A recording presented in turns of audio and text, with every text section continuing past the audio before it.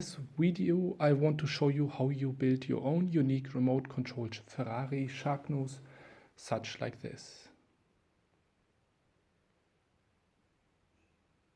The body is vacuum formed with a normal kitchen oven and a vacuum cleaner.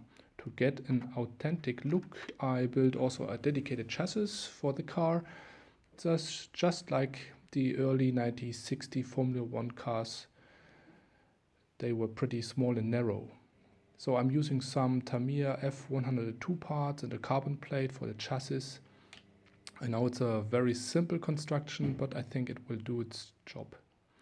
My priority is to have a scale look of the car and not the last tenth of a second on the track. So the wheels will be cut a lot smaller, so just like the ultra narrow wheels in the early 60 racing cars. I've printed a plan of the Sharknose in 1:10 in order to find the right dimensions and to make also the mold of the body later on.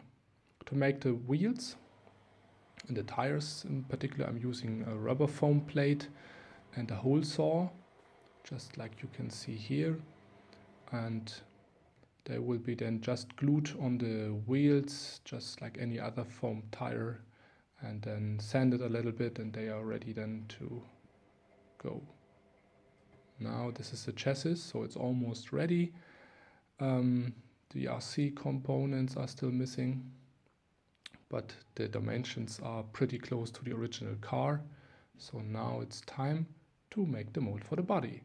The mold is made out of wood, and for details like the rivets on the fuel tank, I'm using small nails, for instance. Other details like the air ducts, they get each small hole which leads under the mold to achieve a vacuum in it. And I'm cutting a piece of wood in the rough dimensions, and then I sand it until I have the final shape. So this mold is made out of two pieces which can be detached. So you can see basically here is where they can be detached later on. And this will make it easier to get it out of the body, out of the mold later on, because the mold has huge undercuts. For the final finishing, I'm adding filler on the wood, and then I sand it with fine sandpaper just until then I have the final mold. For the body, you can use polycarbonate sheets like Lexan, or also PETG or PVC sheets.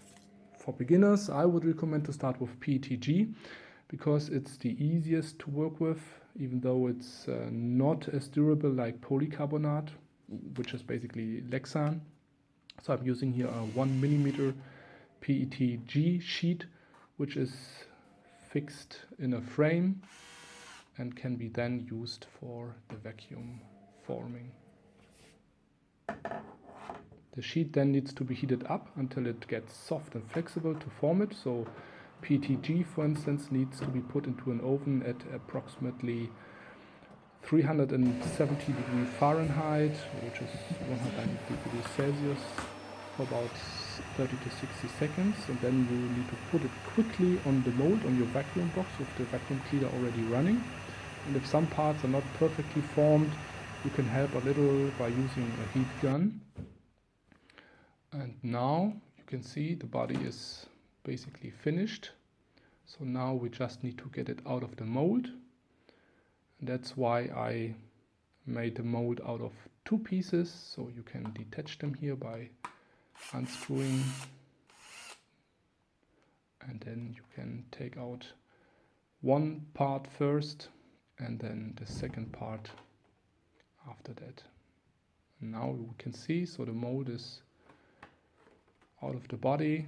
This is now the body, so we can now put it on the chassis. Let's have a look how it looks like. It's almost finished, so just needs some paint on it and still the RC components in it, and then it can be run.